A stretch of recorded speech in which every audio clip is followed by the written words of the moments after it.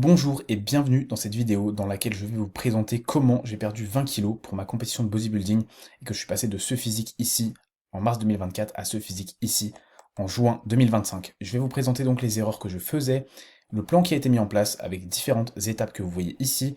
L'objectif, ça va être que je vous montre littéralement tout ce que j'ai pu mettre en place, tout ce qui m'a aidé à progresser et tout ce que vous pourriez mettre aussi en place vous pour perdre du gras sans forcément viser une compétition, que vous visiez une compétition ou non, tout ce que je vais vous apprendre ici va vous aider clairement à progresser. Donc tout d'abord, laissez-moi 30 secondes pour me présenter. Je m'appelle Mathis, je suis bodybuilder naturel. J'ai participé à plusieurs compétitions dans la fédération ICN et INBA. J'ai notamment décroché 2 top 5 lors de l'AFBBN au Perret et participé au championnat du monde INBA. À côté de ça, je suis coach en ligne, j'ai créé la team MB Coaching, j'aide les 18-25 ans à prendre du muscle. Vous avez d'ailleurs une consultation offerte en description. J'ai aidé à transformer plusieurs de mes élèves, que ce soit sur des objectifs de perte de gras ou de prise de muscle. Donc vous pouvez voir ici plusieurs transformations que j'ai eues au sein de la team. Donc voilà pour la présentation, maintenant on va passer aux erreurs que je faisais qui m'empêchaient de perdre du gras. Donc plusieurs erreurs, tout d'abord je mangeais sans quantifier, sans idée des quantités que j'avais. Il faut peser ses aliments. Je faisais également des gros cheat meals le week-end, sans avoir également une idée à peu près de ce que je pouvais manger. Je marchais très peu, j'avais une dépense qui était autour des 3000 pas par jour, mon volume alimentaire était plutôt bas, et surtout je n'avais pas de plan d'action précis. Je ne savais pas où j'allais, je n'avais pas de feuille de route. Donc tout d'abord, la première étape de tout ça, ça a été de réaliser une pré-prep. Alors qu'est-ce qu'une pré-prep? C'est tout simplement une sèche faite en amont de votre préparation, qui va être fait en général après un an avant la prépa, ça dépend effectivement de la feuille de route que vous avez. C'est une sèche donc qui va être séparée du début de votre prépa par une autre phase de prise de masse. L'objectif ici, c'est tout simplement de démarrer la prépa avec moins de gras et de poids à perdre. Si vous avez plus de 20 kilos à perdre seulement sur la prépa, ça peut être compliqué. Donc vous voyez ici, je faisais 85 kilos donc peak bulk en mars 2024, et au bout de 12 semaines, donc 3 mois, j'ai perdu 11 kilos, et je suis arrivé à ce physique-là. Et ensuite, à partir de ce physique-là, je suis reparti sur 23 semaines de prise de masse, qui m'ont permis de reprendre du muscle, mais je n'ai pas du tout repris autant de gras qu'ici. Donc le but, c'était d'avoir un point de départ avec des calories hautes, et un physique qui soit relativement moins gras que celui-là. Sinon, ça aurait été clairement compliqué si j'avais continué de pousser la prise de masse, et que j'avais commencé une prep. Donc voilà, à retenir, ne commencez pas une prep avec un physique trop gras, vous pourriez clairement le payer, ça va être une prep trop longue et vous allez tirer beaucoup trop en termes de fatigue et de diète. C'est beaucoup mieux de faire comme ça, et en plus vous apprenez aussi à faire une phase de déficit. Deuxième étape, la planification. Donc voici mon point de départ, il faut définir son point de départ, c'est important, et le nombre de semaines que vous allez passer en sèche. Vous voyez ici donc novembre 2024, 5 mois après la fin de la pré-prep, je faisais 81 kg, mais comme vous voyez, beaucoup plus sec que sur ma première prise de masse où je faisais 85, presque 86 kg. Donc il y a eu 23 semaines entre les deux, on a remonté mes calories, on a baissé mon cardio, et donc ici j'étais à un très bon spot pour démarrer ma prep, avec un physique où il y avait effectivement du gras à perdre, mais beaucoup moins, et avec des calories assez hautes. Du coup, ce qui a été planifié, 22 semaines avant la première compétition, donc important que vous planifiez à peu près combien de temps va durer votre déficit, dans une prep encore plus, lorsque vous voulez vraiment avoir une échéance. Si vous avez une échéance, vous devez avoir, on va dire, une planification concrète et vous laissez le temps. 22 semaines, j'ai presque envie de dire c'est un minimum, mais en tout cas, ça permettait d'anticiper tous les événements extérieurs qui ne peuvent pas être anticipés, comme tout simplement une maladie, par exemple, une blessure, un poids qui ne bouge pas, ou des problématiques externes qui peuvent potentiellement retarder la prep. Ici, on a la moyenne à perdre chaque semaine, qui était pour moi de 800 grammes. On a estimé mon poids de scène autour des 65-66 kg. Évidemment, c'était une estimation de début et c'est à peu près ce qui s'est passé. Et ma dernière échéance prévisionnelle était au bout de 30 semaines. Ça dépendait effectivement de si je me qualifiais pour cette compétition-là. Donc c'est comme ça que la prep a été planifiée.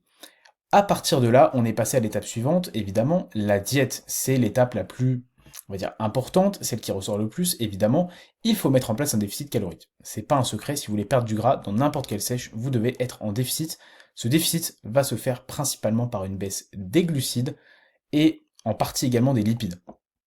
C'est évidemment une baisse qui se produit lorsque le poids stagne. Les protéines bougent très peu, je vous conseille de ne pas y toucher. Elles peuvent être légèrement diminuées parce que vous allez tellement baisser vos glucides que les sources de protéines qui venaient par exemple du riz ou de toute source végétale vont baisser aussi. Donc vous pouvez les baisser un petit peu à un moment donné, mais c'est pas là où on va vraiment baisser les calories. J'ai également arrêté les repas libres, c'est pas quelque chose qui est obligatoire dans la plupart des sèches, vous pouvez faire des repas libres. Dans le cas où on est en prépa, L'objectif, c'est d'être quand même le plus fiable possible, et on va dire que la faim est tellement élevée, et parfois les calories tellement basses, que mettre en place des repas libres peut être un peu compliqué, et peut ouvrir la porte finalement à des gros craquages. Donc en cas de prépa, je ne recommande pas forcément les repas libres. Pour la plupart des sèches, vous pourriez le faire. Mes calories avant la prep étaient de 3900 en jour on, 3500 en jour off, et elles ont fini au plus bas à 1700 en jour on et 1500 en jour off. Je fonctionnais donc avec des macros et non pas un mille plan précis, c'est-à-dire que mon coach ne me donnait pas euh, un plan alimentaire à suivre, j'avais moi-même des macronutriments par jour à respecter que j'utilisais via mon application et qui me permettaient de me faire après des repas d'une façon plus flexible et qui me convenaient, voilà, en fonction, même si généralement je mangeais souvent la même chose. C'est un fonctionnement qui m'a toujours convenu et sur lequel j'ai toujours très bien fonctionné. Et alors vous allez me dire comment gérer la faim et la frustration dans cette période. Parce qu'effectivement, on a faim et on est frustré. Bon, déjà évidemment, première chose, c'est la plus simple, l'accepter et vivre avec. Voilà. Avoir faim, fera forcément partie du processus. Vous aurez faim à un moment ou un autre. Donc on peut pas, entre guillemets, ne pas accepter d'avoir faim. Voilà. Et il y a certains moments, il faut presque se dire, c'est bien, j'ai faim, ça veut dire que je perds du gras. C'est bien d'avoir cette vision-là. Évidemment, je ne vais pas vous conseiller de faire que ça, parce que sinon ça pourrait être compliqué. Donc, le volume alimentaire, ça peut également être important. Ce que je vous conseille, c'est de vous tourner vers des aliments qui ont un gros volume, comme par exemple les fruits rouges, les pommes de terre en source de glucides, la salade comme la salade iceberg, le skyr, les blancs d'œufs. Vous voyez un exemple.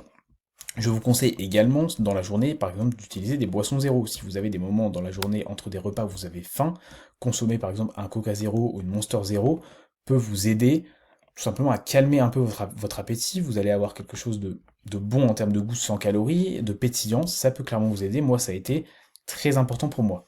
Choisissez également des aliments que vous aimez. Vous n'allez pas manger en extérieur pendant longtemps, alors autant apprécier vos repas. Ne vous forcez pas à manger des légumes que vous détestez ou autres. Également, soyez créatif. Moi, par exemple, ce qui a bien fonctionné pour moi, c'est d'acheter le Ninja Creamy. J'ai acheté la machine à la fin de ma première compétition, sachant qu'il me restait 8 semaines avant la dernière, et ça m'a énormément aidé en termes d'adhérence. Ça permettait d'avoir des glaces avec du volume alimentaire, parce que je faisais surtout principalement de la whey et de l'eau, ou un lait peu calorique, comme du lait d'amande, et ça permettait d'avoir quelque chose de très bon, extrêmement bon en termes de goût, très long à manger, et ça m'aidait à calmer ma faim et surtout à finir ma journée sans avoir faim et aller me coucher sans avoir faim. Ce qui est quelque chose de vraiment important en prépa, si vous voulez ne pas ruiner votre sommeil. Ça a clairement permis pour moi d'avoir de l'adhérence, donc je vous conseille d'être créatif et donc de par exemple faire des recettes que vous appréciez. Alors ne pas être trop food focus, il y a un entre-deux, on va dire, mais trouver, on va dire, des choses qui vous permettent d'apprécier votre diète. Moi, honnêtement, j'adorais ma diète à la fin, je voulais juste manger plus. C'est clairement ce que vous devez avoir dans votre vie. Si vous êtes déprimé par vos plats, et ben c'est clairement ce qui peut vous faire craquer. Je savais que je ne craquerais pas sur l'envie de manger autre chose, il n'y avait aucun doute là-dessus. Et également, restez occupé. Voilà, ne soyez pas, on va dire, passif. Faites des choses qui vous occupent à côté. Ayez des projets.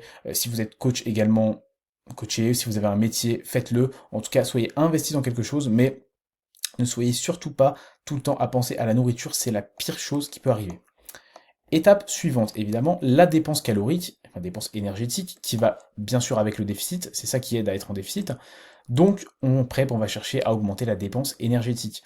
Plusieurs choses à mettre en place possiblement. L'augmentation des pas, qui a l'avantage d'être facile à mettre en place et peu fatigante. Donc vous allez pouvoir passer de 10 000 à plus de pas, potentiellement monter jusqu'à 15 000, voire plus, évidemment ce qui est faisable selon votre métier, etc. Mais il va falloir faire plus de pas. Parce que c'est pratique et ça permet d'avoir une dépense tous les jours. À côté de ça, l'augmentation du cardio est également intéressante. Son avantage principal, c'est qu'elle permet d'avoir une dépense calorique plus importante dans un délai réduit par rapport au nombre de pas. Son inconvénient, c'est qu'elle est plus fatigante évidemment sur le long terme, notamment pour vos séances jambes, donc je vous conseille d'éviter le cardio sur les séances jambes. Personnellement, je n'ai pas fait de cardio sur les séances jambes durant ma prépa. Et ce sera du cardio de style basse intensité. Moi, je fais du cardio sur tapis principalement, entre 120 et 150 BPM. Vous pourrez également le faire par exemple sur vélo. Ce qu'il faut savoir donc, c'est qu'avant la prépa, je faisais 10 000 pas par jour et pas de cardio. J'ai terminé la prépa on va dire au plus haut de mon cardio, avec 13 500 pas par jour et 15 000 pas en jour de repos, et 25 minutes de cardio en jour d'entraînement, sauf les jours de jambes, et 45 minutes de cardio en jour de repos. Donc vous voyez, moi j'ai eu un cardio assez haut, mais tout le monde n'aura pas besoin de faire autant. Moi c'est tout simplement parce que mon poids ne bougeait pas. Voilà, tout le monde n'a pas la même chance. Moi je suis une ancienne personne en surpoids, et donc, je sais qu'en général, quand on veut descendre mon poids assez bas, ça avait été le cas d'ailleurs pendant la pré-prep, j'avais eu à peu près les mêmes quantités de pas et de cardio sur la fin, je dois avoir une dépense importante pour vraiment perdre du gras passé un certain stade. C'est comme ça, on n'est pas tous égaux par rapport à ça, et le but c'est pas de s'en plaindre. Et évidemment, dernière étape, donc ajustement et peak week. Alors qu'est-ce que la peak week? C'est la semaine qui précède le show. Tout d'abord pour les ajustements, je faisais donc un check de mon physique chaque jour, enfin chaque semaine au début, puis progressivement c'est devenu journalier, c'est-à-dire que le but c'était de voir le physique tous les jours. Donc photo et pesée du physique le matin à jeun. L'objectif c'est donc de voir si le poids stagnait. Si le poids avait tendance à stagner, il était possible donc de mettre en place une augmentation de la dépense via les pôles cardio ou une baisse des calories via les glucides et les lipides. Si la fatigue est haute et que le physique ne bouge pas pendant un certain temps, certains outils à disposition peuvent servir. Évidemment, ils ne sont pas utilisés tout le temps, sinon vous ne réussirez pas votre sèche. Mais il y a d'abord le dévolume, ça c'est pour la partie entraînement. Une semaine ou plusieurs séances en tout cas de suite où vous allez faire moins de séries et avec une intensité moins élevée pour permettre à votre corps de récupérer. Et également d'un point de vue nutrition, un diet break ou un refeed, qui est tout simplement une augmentation des glucides et des calories, qui va permettre effectivement potentiellement de relancer le métabolisme et surtout de baisser vos niveaux de fatigue, qui peuvent être parfois ce qui vous fait stagner. Donc voilà, et généralement les deux s'accompagnent. Souvent un diet break avec une baisse des pas et du cardio, voire suppression du cardio, et un dévolume. Moi j'en ai eu au total dans ma prépa 2 fois, sans compter les peak week. Donc une fois à 6 semaines de la première compétition, et une fois juste après la deuxième, une semaine entière où j'ai mangé plus de calories et j'ai fait que 8 à 10 000 pas sans cardio. Et mon poids n'est pas monté, voilà, pour vous dire, mon poids a stagné. Donc c'était tout simplement pour virer la fatigue et permettre au corps de repartir en déficit. En ce qui concerne les peak week, qui est la semaine qui précède le show, elle peut être plus ou moins longue. Mes premières peak week ont duré 5 jours, la dernière a duré 10 jours, parce que j'étais plus sec, et c'était ma dernière compétition, donc on pouvait mettre littéralement toutes les cartes sur table. Ce qui va se passer en peak week, généralement ça va être une recharge linéaire, il y a plusieurs styles de peak week, pour mon cas ça a été une recharge linéaire, qui est une augmentation progressive des glucides, jour après jour. Voilà. On augmente progressivement les glucides, jusqu'à arriver, on va dire, à un stade où le physique est plein. Ce qu'on appelle plein, c'est les stocks de glycogène remplis, sans avoir repris de gras. À côté de ça, réduction de l'intensité à l'entraînement, donc des entraînements, on va dire, moins durs avec moins de séries. Je n'ai même plus fait les jambes après, enfin dans la semaine en tout cas qui précédait la compétition. À côté de ça, on conserve le sel et l'eau identiques. Le but c'est de ne pas modifier ces variables-là. Je les traquais, du coup je les pesais, mais tout simplement je ne les faisais pas changer. Le but c'était qu'elles soient pareilles. Et à côté de ça, une baisse progressive des pas jusqu'au jour du show et un arrêt du cardio. Donc, voici comment s'est passée ma prépa. Et comment tout ce qui a été mis en place m'a permis de passer du physique que vous avez vu au début au physique de la fin. Donc si vous êtes actuellement bloqué dans votre progression et que vous voulez gagner plus de muscles, je peux clairement vous aider à travers mon suivi et mon accompagnement. Voici ici plusieurs transformations de mes élèves, des transformations de perte de gras, des transformations de prise de muscle. Tout est possible et je vous offre une consultation dans laquelle on pourra tout simplement voir l'analyse de vos problématiques, définir un plan d'action précis, et également donner un maximum de valeur à ce que vous pouvez actuellement mettre en place pour atteindre le genre de résultat que vous avez vu ici, ou le résultat par exemple de la transformation que j'ai eue.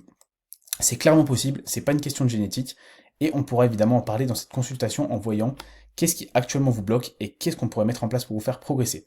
C'est donnant-donnant, clairement, il n'y a aucune obligation de prendre mon coaching à travers cette consultation, et dans tous les cas, c'est de la valeur ajoutée que vous allez avoir. Le lien est disponible directement dans la description et en commentaire de cette vidéo si vous voulez réserver votre consultation.